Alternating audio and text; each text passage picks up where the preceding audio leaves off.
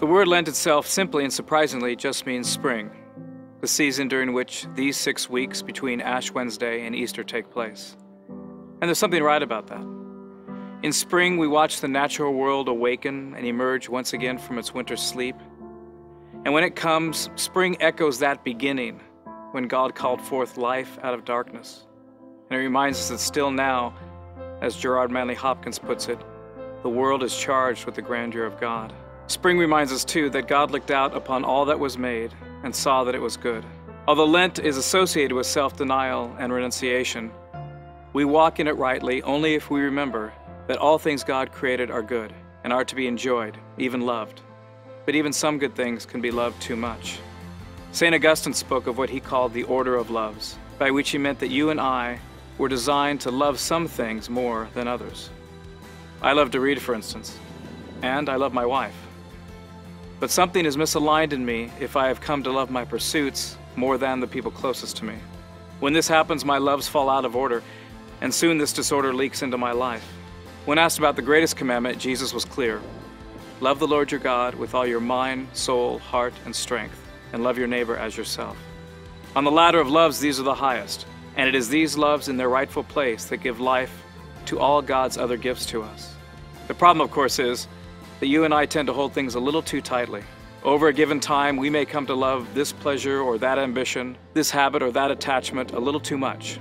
We come to feel that perhaps this or that created thing will save us from our sadness or our grief, our restlessness or our boredom, our disappointments with ourselves and others. The starker biblical word for this creeping disorder is idolatry. It happens so gradually sometimes that we hardly notice it. But that is what Lent is for, to notice it. It's a time when we pray, "Search me, O God, and know my heart. Examine my order of loves, and realign myself with you. Where do I need to practice a discipline of detachment? What thing, even good thing, is getting in the way of the one necessary thing? And what habit of love for you, O Lord, and for others do you invite me that I might grow in the greater loves?" In giving ourselves to this prayer at Lent, we are walking with Jesus. These 40 days are meant to recall the beginning of Jesus' ministry on earth, where in the wilderness he temporarily laid aside the claims to nurture, rule, and recognition due him in order to stay close to his Father's will. And Jesus would have to do this again in the final days of his ministry approaching the cross, when he would painfully surrender the good things of this life in order to love the greater things, his Father and us. If we want to find our lives, we too must lose them, Jesus said. And if there is some sadness in this, it is what Alexander Schmemann has called a bright sadness.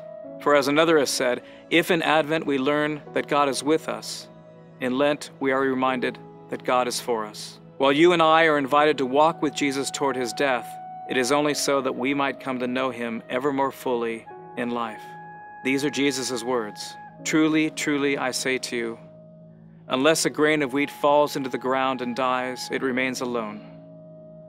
But if it dies, it will bear much fruit.